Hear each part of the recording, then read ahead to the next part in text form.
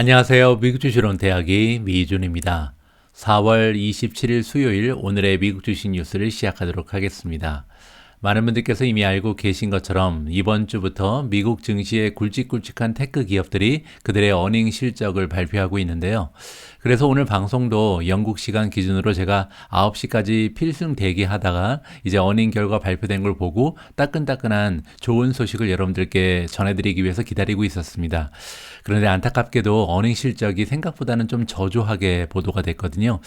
어제 미국 증시도 상당히 많이 떨어진 상태인데 그거보다 더 마음이 아픈 거는 제가 투자하고 있는 종목들의 실적이 생각보다 잘 나오지 못했다. 어떻게 보면 굉장히 좀 기대감을 가지고 성적표를 열어봤는데 시험 제가 잘 봤다고 생각했던 이 시험의 결과가 기대에 미치지 못했다. 이러한 느낌인 것 같습니다. 그래서 조금은 씁쓸한 기분을 가지고 오늘 방송을 진행해야 될 것 같습니다. 4월 27일 수요일에 보내드리는 오늘의 미국 주식 뉴스 바로 시작합니다. 자, 어제 미국 증시에서 가장 많이 주가가 하락한 종목이 바로 테슬라였습니다. 무려 12% 이상 주가가 하락을 해버렸고요. 아이온큐가 11.38% 하락, 로쿠가 9.52% 떨어졌습니다. 누홀딩즈가 8.82%, 워렌 버핏이 새롭게 투자한 종목이죠. 루시드가 8.74%, 로블록스가 8.23%, 팔란티어가 8.18%, 그 뒤를 이어서 클라우드플레이어 8.07%, 크리스퍼 7.81%, 파이버가 7.46%, 퍼시픽 바이오가 7.23%, 7%, 8%, 6% 정도 빠진 종목은 정말로 무수기입니다. 그래서 어제 전반적으로 성장주들 그리고 테크주 위주로 굉장히 많은 하락이 있었구나, 이렇게 우리가 정리를 해볼 수가 있을 것 같고요. 자, 이렇게 주가의 하락을 보였던 것은 성장주뿐만이 아니라 메가테크 기업들도 마찬가지였는데요. 자, 팡 기업과 테슬라의 실적을 살펴보면요. 어제 주가가 많이 빠진 것은 이제 테슬라였죠. 12.18%, 엔비디아도 많이 빠졌습니다. 5.6% 하락, 넷플릭스가 5.48%, 지금 최근에 가장 많이 지금 주저앉고 있는 종목이 넷플릭스고요. 아마존이 4.58%, 마이크로소프트가 3.74%, 애플이 3.73%, 페이스북, 메타 플랫폼즈죠. 3.23%, 마지막으로 구글이 3% 넘게 하락을 했습니다. 따라서 어제는 메가테크 기업 성장주 상관없이 모든 종목들이 굉장히 많은 슬럼프에 빠졌다, 이렇게 우리가 정리를 해볼 수가 있는데요. 자, 이렇게 미국 증시가 힘 한번 써보지 못하고 줄줄 흘러내리는 모습을 보여주는 이유는요, 여러분들께서 이미 한국에서도 보도를 통해서 알고 계시겠지만 러시아 쪽의 상황이 굉장히 안 좋아 보입니다. 자, 지금 포브즈의 그 기사 하나를 보시면 언더 에스티메이트 하지 마라, 과소평가하지 마라는 거죠. 그래서 지금 뉴클리어 전쟁, 그러니까 핵 전쟁이 일어날 가능성이 있는데 여기에 대해서 쉽게 생각하지 마라라는 경고의 이야기를 지금 러시아의 외교부 장관이 해줬다라는 기사가 전해지고 있고요. 포브즈뿐만 아닙니다. 굉장히 좀 다양한 매체에서 이번에 러시아가 핵 위험이 되고 있다는 무시무시한 내용의 보도를 많이 전해지고 있습니다. 제가 지내고 있는 영국 쪽의 BBC 뉴스도 마찬가지죠. 과연 러시아가 뉴클리어 웨폰, 핵 무기를 사용할 것인가, 이러한 제목으로 굉장히 좀 공포감 조성되는 이러한 기사를 보내주고 있고요. 자, 마지막에 텔레그라프 같은 경우는 아예 월드워 3라는 말을 꺼냈습니다. 제3차 세계대전이 지금 정말로 일어날 가능성이 있다. 굉장히 좀 주식 투자를 하고 있는 사람들 입장에서는 정말 다시는 보고 싶지 않은 이러한 그 제목들이 지금 등장을 하고 있는 거죠. 그래서 아무래도 시장에 조금 공포감이 전체적으로 확산이 되면서 주식이 좀 힘없이 흘러내렸다, 이렇게 이해를 하시면 될 것 같습니다. 자, 그래서 어제 제가 미국 증시가 좀 힘없이 떨어지는 모습을 보면서 그래도 오늘 시장이 마감되고 나면 구글 그리고 마이크로소프트가 굉장히 좀 호재를 좀 전해주겠지, 그러면서 미국 증시가 다시 한번 힘을 내주겠지, 이러한 기대감을 가지고 있었거든요. 그런데 안타깝게도 뚜껑을 열어보니까 구글과 마이크로소프트의 어닝 결과는요, 그렇게까지 좋은 모습을 보여주지는 못했습니다. 자, 일단 알파벳의 어닝 결과부터 보여드리면요. 자, 알파벳의 Q1 1분기의 갭 EPS가 24달러 62센트가 나왔습니다. 그리고 이 수치는요, 시장의 전망치에 비해서 1달러 14센트가 모자랐다라고 나오죠. 그래서 일단 어닝은 그 기대감을 충족시키지 못했다, 이 부분이 조금 안타깝고요. 자, 매출을 보시면 68.01 빌리언이 나왔습니다. 그리고 이 수치는요, 지난해랑 비교했을 때 23%라는 성장률을 유지해 줬거든요. 따라서 이 부분은 괜찮죠. 그리고 시장의 전망치보다도 140 밀리언 정도를 더 만들어냈습니다. 따라서 매출 수치를 보면 시장의 시장의 전문가들이 예상하는 수치를 넘어섰고 안타깝게도 수익률이 약간 떨어진 것 같죠. 그래서 EPS를 달성하지 못했다. 이렇게 보시면 되고요. 자, 구글이 가지고 있는 비즈니스 모델별로 매출을 좀 나누어 보면요. 서칭 부분에서 39.6 빌리언, 유튜브가 6.87 빌리언을 만들어냈고요. 구글 네트워크가 8.17, 구글 애드버타이징 광고죠. 54.66이고요. 구글 서비스가 62.47, 그리고 구글 클라우드가 5.82 빌리언을 만들어냈습니다. 자, 그리고 2022년 4월 20일 날 보드 오브 다이렉터 이사진이죠. 알파빗의 이사진이 승인을 한 바가 있다. 그때 이제 다시 한번 말씀드리면 70 빌리언 상당의 자사주 매입을 승인한 바가 있다. 이번에 다시 한번 확인이 됐다고 여기에 지금 나와 있는 거죠. 자, 이러한 실적을 발표하면서 사실 구글의 주가는 떨어지고 있습니다. 지금 5.19%나 어닝 결과를 발표하고 나서 떨어지고 있거든요. 사실 구글 같은 경우는 지금 현재도 상당히 주가가 많이 떨어져 있는 상황이죠. 제가 다시 한번 보여드리면요. 밸류에이션을 확인해 보면 PE 레이시오가 21배밖에 되지 않습니다. 따라서 원래 5년 평균 34배에 그러니까 1년간 만들어낸 순이익에 비해서 34배를 줘야 그런 멀티플을 줘야 살 수 있었던 종목인데 지금은 21배만 주면은 매수를 할 수 있는 굉장히 좀 프리미엄이 많이 떨어져 있는 상황이거든요. 그런데 여기에서 지금 추가로 주가가 떨어지고 있다. 이렇게 살펴보시면 되겠죠. 자, 구글에 투자하고 계신 분들께 한 가지 좀 말씀을 드리고 싶은데요. 우리가 보통 이제 주가 그러면 굉장히 추상적인 느낌이 있는데 이 주가를 공식화하면요. 조금 더 이해가 빨리 되고 그리고 좀 감정을 멀리 할 수가 있습니다. 그게 무슨 얘기냐면 주가는요. 공식으로 산전을 해보면 earning EPS죠. EPS 곱하기 멀티플이거든요. 자, 그런데 여기 멀티플이 21배로 나와 있잖아요. 자, 그러면 우리가 한번 생각을 해봐야겠죠. 앞으로 5년 후에 아니면 10년 후에 내가 계속 구글 주식을 들고 있는데 이 멀티플이 21배에서 과연 10배까지 반토막 날 확률이 어느 정도 될 것인가?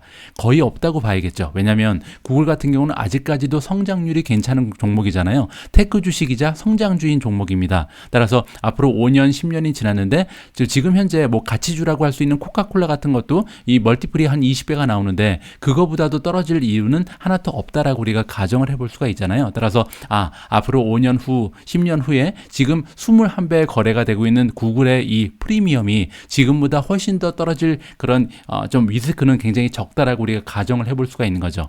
반면 실적 EPS는요. 한 주당 만들어내는 순이익인데 이 순이익이 앞으로 5년 후에 10년 후에 지금하고 비슷한 수준에 머무를 이유는 단 하나도 없습니다. 계속해서 성장하고 비즈니스 모델이 굉장히 다양하게 구비가 돼 있고요. 이렇게 다양한 그 비즈니스 모델에서 4차 산업혁명이 가속화되면서 계속해서 매출도 늘어나고 순이익도 늘어날 것이 굉장히 좀 명백한 종목 중에 하나가 구글이거든요. 그렇게 보면 앞으로 5년, 10년 후에 이 구글이 만들어내는 순이익 EPS가 한 3배, 5배, 뭐 6배 이렇게 올라갈 가능성이 있잖아요. 그러면 멀티플이 가만히 있고 이 EPS가 5배, 4배, 6배 이렇게 올라간다면 주가 역시도 지금보다 4배, 5배 이렇게 올라갈 확률이 굉장히 높다라고 한번 우리가 생각을 해볼 수가 있는 겁니다. 따라서 조금 이렇게 장이 많이 흔들리면서 정신적으로 스트레스가 많이 쌓일 때는요. 주가라는 것을 그냥 추상적으로 바라보지 마시고 주가는 실적 EPS 곱하기 멀티플인데 지금 멀티플이 21배까지 떨어져 있으니까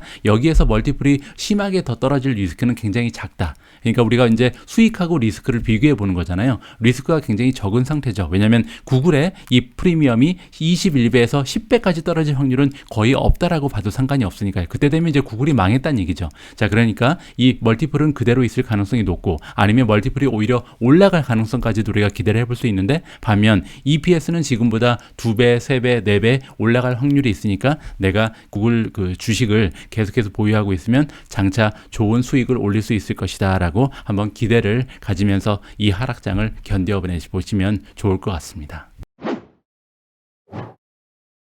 자, 어제는 마이크로소프트도 어닝을 발표했는데요. 마이크로소프트 역시도 와우 성적을 보여주지는 못했습니다. 자, 3분기라고 부릅니다. 이제 회계 분기이기 때문에 기업에 따라서 약간의 차이가 있거든요. 자, 지난 분기를 3분기라고 부르는데 갭 EPS를 보시면 1달러 95센트가 나왔습니다. 그런데 이 수치는요. 안타깝게도 시장의 전망치를 25센트 정도 충족하지 못했다. 약간 떨어지게 되는 거죠. 자, 매출 같은 경우는 49.4 빌리언을 만들어내서 작년과 비교했을 때 18.5% 25%라는 성장을 만들어냈습니다. 그리고 시장의 전망치보다도 350밀리언이 더 나왔기 때문에 매출은 괜찮았다고 볼 수가 있겠죠. 하지만 아쉬운 것은 어닝의 결과도 좀 이렇게 예상치를 넘어섰으면 좋았을 텐데 그렇지 못했기 때문에 주식이 지금 1% 정도 하락을 하고 있다. 이렇게 정리가 가능하겠죠. 자, 마이크로소프트라는 기업 역시도 매출을 보통 세 가지의 소스로 나누어서 보여주거든요. 첫 번째는 프로덕티비티 앤 비즈니스 프로세스고요. 15.8빌리언이 나와 있고 17%나 작년에 비해서 껑충 뛰어 올랐습니다. 자, 두 번째는 클라우드, 가장 중요하겠죠. 애저로 대표되는 클라우드 쪽인데 19.1빌리언을 만들어냈고 이 수치는 지난해랑 비교했을 때 매출이 26%라는 굉장히 좋은 성장률을 만들어냈습니다. 마지막으로요, More Personal Computing이라는 섹터가 있는데 14.5빌리언을 만들어냈고 이 부분에서는 11%의 성장률을 보여줬다. 자, 여기에서 제가 한 2년 전에 마이크로소프트를 분석할 때는요, 이 세 가지의 비즈니스에서 만들어내는 매출이 거의 비슷했습니다. 그런데 지금 보시면 첫 번째로 나왔던 프로덕티비티 앤 비즈니스 프로세스는 15.8, 그리고 클라우드는 19.1이 가장 높죠. 그리고 마지막으로 퍼스널 컴퓨팅 같은 거는 14.5밖에 되지 않습니다. 따라서 예전에는 세 가지의 비즈니스 모델에서 만들어지는 그 매출이 비슷비슷했는데 중간에 있는 클라우드의 비중이 상당히 많이 올라간 것을 여기서 우리가 확인을 해볼 수가 있겠죠. 자, 이것은 굉장히 고무적입니다. 왜냐하면 인텔리전트 클라우드라는 그 비즈니스 모델은요, 수익률이 다른 쪽보다 굉장히 높다라고 우리가 생각해 볼 수가 있거든요. 따라서 마이크로소프트는 지금 굉장히 좀 수익률이 좋은 쪽으로 비즈니스 모델이 진화하고 있다. 그렇게 되면 총 수익률이 올라갈 가능성이 높고 총 수익률이 올라간다면 당연히 이제 넷 인컴 마진, 즉 순이익률도 향상할 가능성이 있다라고 우리가 전망을 해도 좋을 것 같습니다. 자, 어쨌든 비즈니스 모델에서는 좋은 면을 보여줬는데 문제는 이제 EPS의 전망치를 달성하지 못하면서 주가는 1.67% 현재 하락하는 모습을 보여주고 있습니다. 자, 어닝 결과 하나만 더 살펴보도록 하겠습니다. 제가 투자하고 있는 종목은 아니고요. 그럼에도 이제 우리가 좀 관심을 가질 만한 어닝 결과는 비자인데요. 자, 비자의 그 어닝 결과 중요한 이유는 뭐냐면 글로벌 경제의 현황을 우리가 좀 살펴볼 수 있는 이러한 종목이거든요. 자, 비자 같은 경우는 Q2라고 부르네요. 1분기가 아니고 논갭 EPS가 1.79가 나왔고 이 수치는 어닝의 그 예상치를 14센트 정도 초과 달성했습니다. 레비뉴, 매출 역시 7.2빌리언이 나와서 지난해랑 비교했을 때 25%라는 굉장히 좋은 성장률을 만들어냈고요. 그리고 시장의 전망치도 380밀리언이나 초과 달성했다. 따라서 어닝도 그렇고 매출도 그렇고 굉장히 만족스러운 그런 실적이 발표가 됐습니다. 자, 그뿐만이 아니고요. 페이먼트 볼륨이 나옵니다. 그러니까 전체적으로 결제 그 금액이 나오는 거죠. 전체 금액 3개월 동안 어느 정도의 결제 금액을 만들어냈는지 보니까요. 전년도에 비해서 17%가 오히려 증가했다라고 나옵니다. 이 수치가 왜 중요하냐면 어제 우리가 오늘의 미국 주식 뉴스 마지막 자막 영상에서 살펴본 것처럼 아메리칸 익스프레스가 작년 대비해서 굉장히 좋은 모습을 보여주고 있다. 그리고 이것이 리세션이 오지 않을 거라는 기대감을 좀 만들어줄 수 있다. 이런 내용을 우리가 함께 살펴봤잖아요. 비자도 마찬가지입니다. 전 세계 많은 사람들이 사용하고 있는 대표적인 결제 수단인데 이 페이먼트 볼륨이 결제 그 금액이 지난해에 비해서 17%나 성장했다는 것은요. 어떻게 보면 경제가 굉장히 좋은 상태다. 좀 리세션이 올 가능성이 적지 않은가 우리가 좀 기대를 걸어볼 수가 있는 거죠. 따라서 오늘 비자의 결과를 봐서 뭐 주가가 5% 이상 올라가는 것도 굉장히 좋은 거지만 그보다 더 중요한 것은 글로벌 경제가 아직 살아있구나라고 우리가 좀 안도의 한숨을 쉬어볼 수가 있을 것 같습니다. 오늘 방송 초반에서 말씀드린 것처럼 어제 미국 증시에서 가장 좋지 않은 주가의 흐름을 보여준 종목은 테슬라였습니다. 보시는 것처럼 주가가 12.18%나 폭락을 해버렸거든요. 자, 여기에는 뭐 복합적인 이유가 있었던 것 같은데 이번 기사를 통해서 정리를 한번 하면 좋을 것 같습니다. 자, 테슬라가 지금 어느 정도로 많이 떨어졌냐면요. 화요일 날 6week low니까 6주 만에 가장 낮은 수준으로 가라앉아 버렸다. 이렇게 지금 나와 있고요. 자, strong volume in early trading. 지금 그 주식시장이 시작되자마자 볼륨이 굉장히 많았다는 거죠. 그 얘기는 거래량이 폭등했다. 거래량이 폭등했는데 굉장히 많은 매도량이 몰렸다. 이렇게 지금 생각해 볼 수가 있겠죠. 뭐 그도 그럴 것이요. 사실 시장이 굉장히 많이 떨어지는 상황에서 테슬라 혼자 좀 굳건하게 좀 주가를 지켜내고 있었습니다. 그렇기 때문에 오늘 그렇게 많이 떨어졌음에도 불구하고 아직까지 $876를 지켜내고 있거든요. 저 같은 경우는 오늘 좀 줍줍한 종목이 있는데 그 중에 테슬라는 들어가지 않습니다. 왜냐하면 예전에 이제 이제 칠슬라라는 놀림을 받을 정도로 $700 근처까지 많이 떨어진 적이 있잖아요. 그래서 이번에도 $700 근처까지 떨어지기를 기다리면서 좀 매수를 좀 미루고 있다. 이렇게 말씀을 드릴 수가 있을 것 같고요.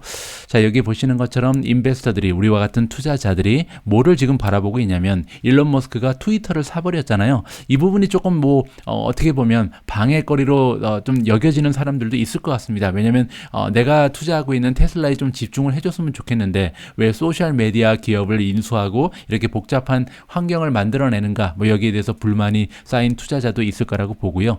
예전에 이제 비트코인을 투자하면서 비슷한 일이 발생한 적이 있었죠. 자, 그리고 나서 중국 쪽에 코비드가, 그러니까 굉장히 좀 바이러스가 잡히지 않는 모습을 보이면서 아무래도 걱정거리가 좀 늘어난다는 점, 그리고 마지막으로 인도 쪽에서요, 좀 부정적인 뉴스가 들려왔다라고 얘기를 합니다. 자, 그러면 이제 인도 쪽이 좀 궁금해지죠. 어떠한 뉴스가 있는지 한번 읽어보시겠습니다. 자, 인도의 트랜스포트 미니스터, 교통부 장관이라고 보시면 될 것 같고, 니틴 가드카리라는 분이 있는데, 이 교통부 장관이 이야기하기를 테슬라는 환영이다. 물론 환영이겠죠. 그러니까 인디아에 와서 숍을 차리고 자동차를 판매할 수 있다라고 얘기하는데, 근데 이제 여기 보시면요, 그리고 또한 엑스포트를 위해서 수출할 차를 만들어도 된다라고 얘기합니다. 따라서 들어와서 얼마든지 공장도 짓고 판매를 해라라고 얘기합니다. 자, 그런데 하지만 안 되는 게 있다. 임포트는 하면 안 된다고 얘기합니다. 임포트는 뭐냐면 수입이거든요. 따라서 중국에서 자동차를 만들어서 가지고 들어와서 인도에서 팔면 안 된다라고 지금 이야기를 해버렸습니다. 자, 그런데 이러한 그 정책은요, 테슬라가 가지고 있던 그 목표랑 지금 상충되는 부분이 있다라고 얘기하는 거죠. 왜냐하면 테슬라 같은 경우는요, 중국에서 만든 차를 가지고 들어와서 이제 그 차를 판매할 계획을 가지고 있었다라고 지금 우리가 이해를 해볼 수가 있겠죠. 그런 그 계획을 달성하기 위해서 이 테슬라가요, 계속해서 로비도 많이 했다고 합니다. 뉴델리는 이제 인도의 수도잖아요. 수도에 있는 오피셜즈, 그러니까 이제 그 공직자들을 얘기하겠죠. 이 사람들을 상대로 로비 활동도 굉장히 열심히 했다. 한 1년 넘게 지금 계속해서 로비 활동을 했다는 거죠. 그 로비 활동의 목적은 타리프를 낮추기 위해서, 즉 관세를 줄이기 위해서 굉장히 노력을 했다. 관세를 줄이기 위해서 노력했다는 것은 수입할 때 세금을 덜 내기 위해서 노력했다는 거잖아요. 그래서 수입해서 자동차를 판매할 계획을 가지고 있었는데 어떻게 보면 뒤통수를 맞췄다. 이렇게 우리가 이해를 해볼 수가 있겠죠. 자, 이 스토리를 보면서 우리가 할 수 있는 부분은 뭐냐면, 뭐 이렇게 중국에서 만든 차를 가져와서 판매할 수 없다면 아예 공장 하나를 인도에 만들어 버리면 어떨까, 그런 생각을 저 나름대로 해봤습니다.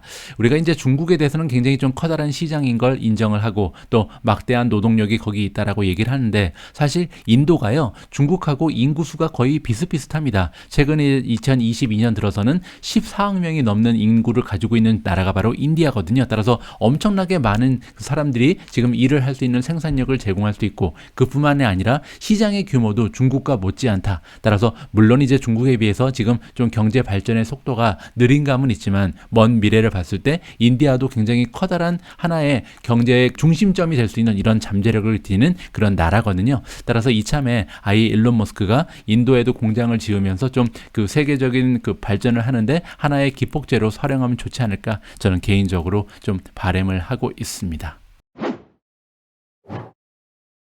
최근에 미국 증시의 모습이 좀 우울하잖아요. 그러다 보니까 아무래도 기사들도 약간 어두운 면을 강조하는 기사들이 많이 보이고 있습니다. 자, 이번 기사에서 모간 스탠리는요, S&P 500이 베어 마켓으로 가고 있다. 베어 마켓은 보통 20% 정도 최고점에서 떨어지는 것을 베어 마켓이라고 부르는데요. 이 베어 마켓으로 진입할 것이다라고 예상을 던져주고 있습니다. 자, 그럼에도 불구하고 숨을 수 있는 곳이 좀 있다. 따라서 추천 종목도 나온다고 보면 되겠죠.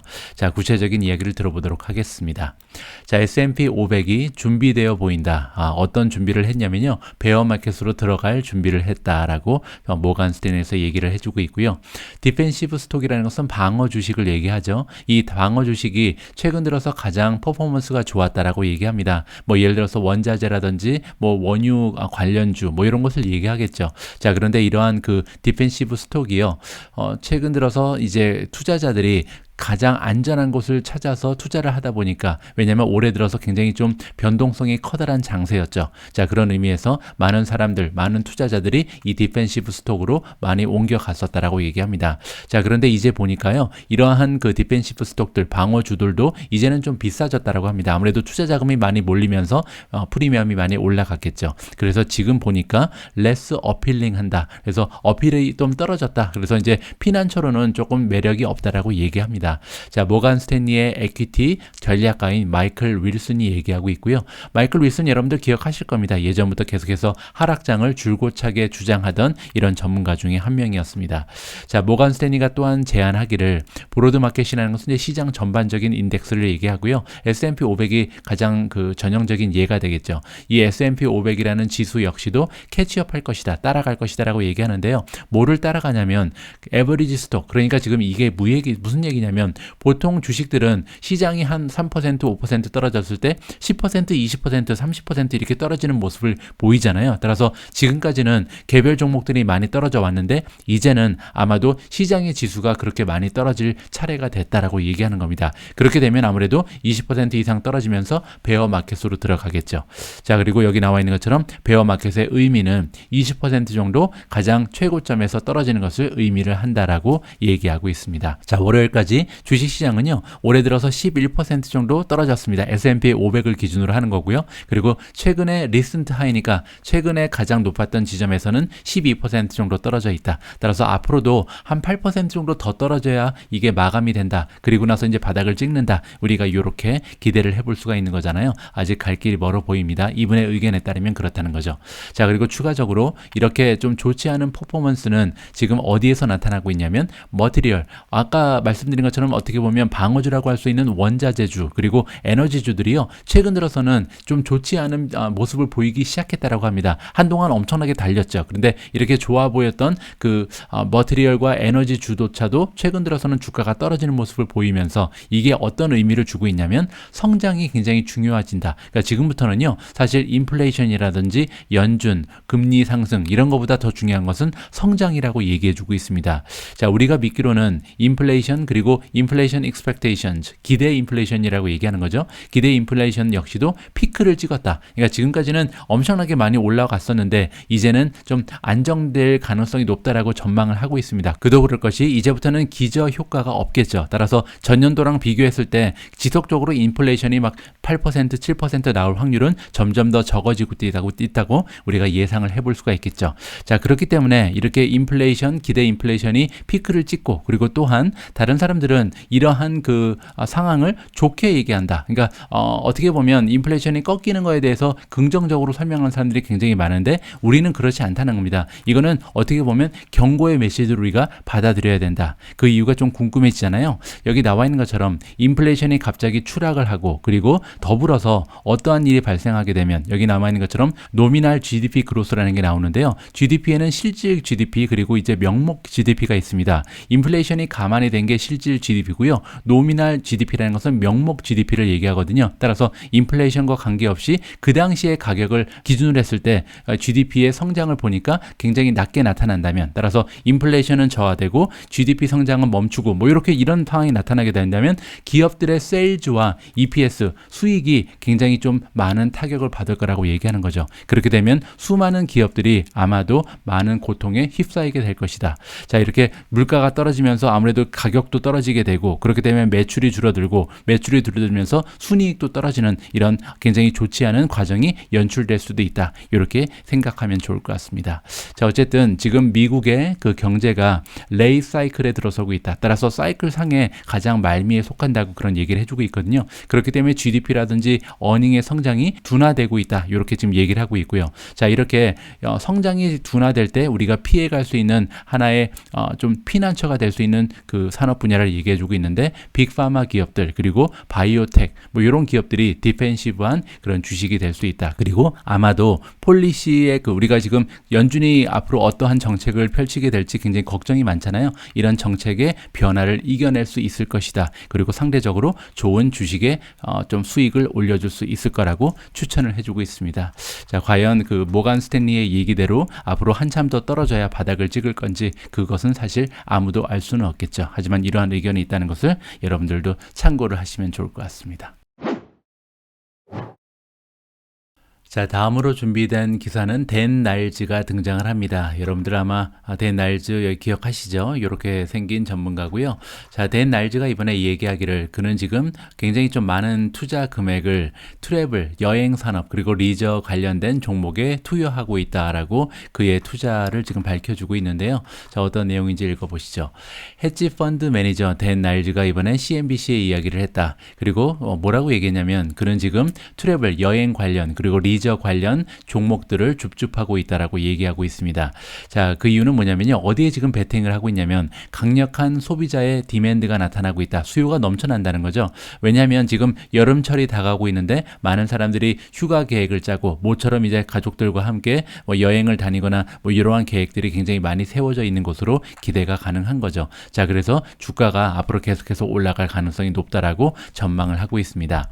자, 사토리 펀드의 파운더, 창립자이자 그리고 시니어 포트폴리오 매니저인 이 댄 나일즈가 얘기하기를 그가 지금 그 주식 투자를 하고 있는데 바스켓 오브 10이니까 한 10개 종목을 가지고 지금 투자를 하고 있다. 그리고 10개 모두 다 팬데믹 리오프닝 스톡이다. 따라서 지금 경기 오프닝 주에 투자를 하고 있다라고 얘기하면 되겠죠. 자, 나일즈가 얘기하기를 그는 언제부터 사기 시작했냐면요. 3월 중순부터 이런 종목들에 투자를 진행했다라고 밝혀주고 있습니다. 그리고 최근까지도 지금 전략적으로 계속해서 추가를 하고 있다라고 얘기하는데요. 월요일도 샀다라고 말하고 있습니다. 그냥 여기서 이제 전략적으로 사고 있다는 얘기는 주가가 떨어질 때마다 추가 매수한다. 이렇게 보시면 될 것 같죠.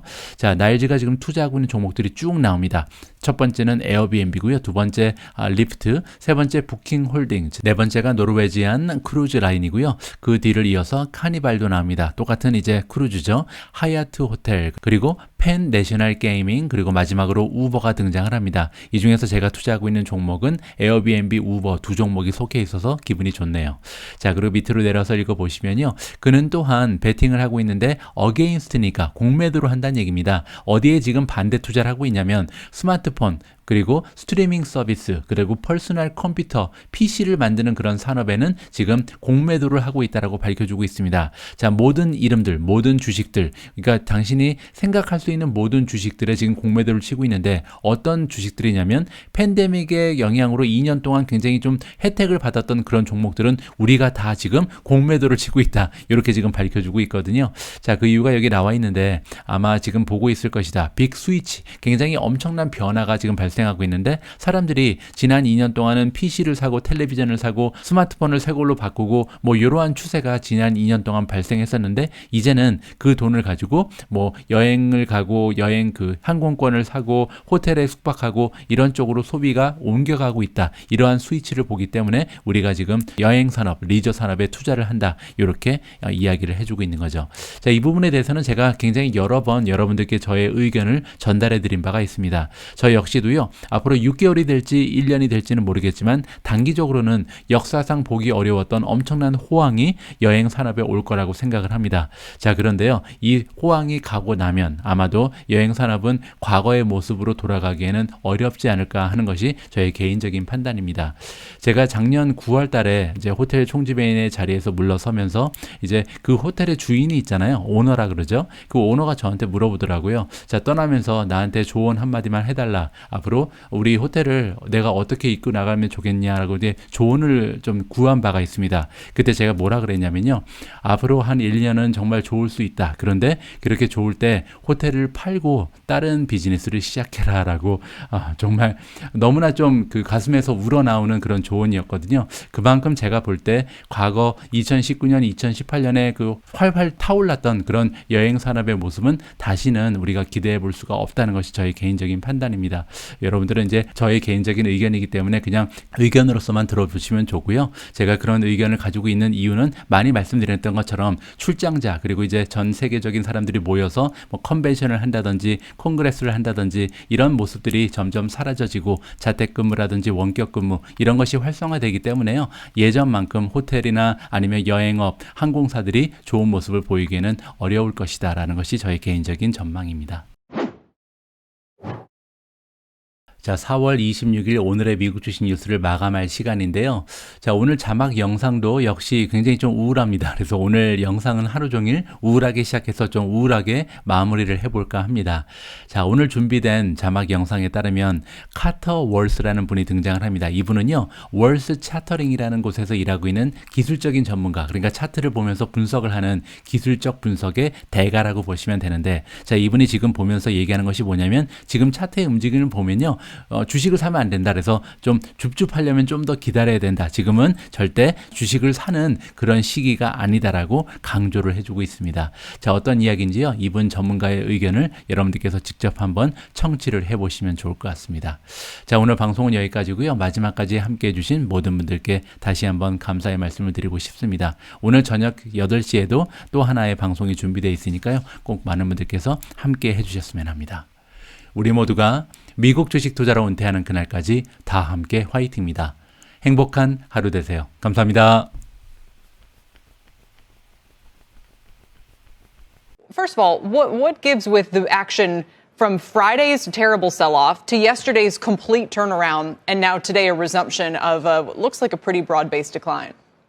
Right. In a way, it's the volatility that's the issue. And it's also every third day we get that rebound, which is to say hope is still alive. And there's nothing wrong with that, but it means you never really get the cathartic sell-off. You never get the capitulatory type conclusion. And so let's take the small caps. I mean, Russell 2000 has been in and out of a bear market, however you want to define that, 20%. It's not about that. It's the equities have been topping for quite some time. And we also have, and I think this is important, a bifurcated market. And the history of bifurcated markets is not good. So think about this. We have extreme strength in certain stocks, certain areas of the market. Think about how strong energy has been, materials, steel, aluminum, precious metals, consumer staples, utilities, all up and to the right. And the exact same time, we've had extreme weakness in biotech, just gets worse, and technology and semis and retailers. And so when you have a spread like that, there is the thought that the strong stocks have it right, that energy is leading the way, and that the material stocks are right, and the weak ones will start to bottom. But bifurcation actually ends the opposite way. The strong start to crack. We're seeing that now. Metals and mining are cracking. Energy is cracking. A lot of the steep run up in certain staples is starting to give way, and the weak get worse. And so we're starting to see that kind of unfolding. I think there's more downside, there's more stress ahead, and it's just a time to postpone most all new buying. Well, I don't really like this message. You know, this is a very difficult one. Well, I mean, obviously free choice, everyone can do what they want. But I mean, there are some times where you can just maybe, we do have expressions in the English like let the dust settle, right? Or just stand aside. I think that's a moment like this. It's interesting what you say about leadership, though, because definitely people have been looking to the market and saying, OK, fine, if I stay away from, high PE tech, the overall market's held up fine. If I get into energy, if I get into some of those ports that you mentioned, maybe I can ride this out. What would your sort of, I don't want to say advice, but the way that you look at the setups here, could this dynamic be changing somewhat? Well, so, I mean, the playbook, right, if you can call it that, on page 1 says, obviously, you go defensive. And there are people who don't have a choice, right? You are, by mandate, fully invested. You're running a fund. You can't hold cash. And so it's not random that Coke is doing well. It's not random that Walmart is holding up certain, to a large extent. So that the defensive trade is always there. But then it gets to when you do have a choice. Do you have to? And you were asking that just the prior guest, do you have to put money into Google right here? This is actually a time, I think, where you should avoid the temptation to say, I've got to get in, I've got to do something. Sometimes sitting on your hands is really the best thing.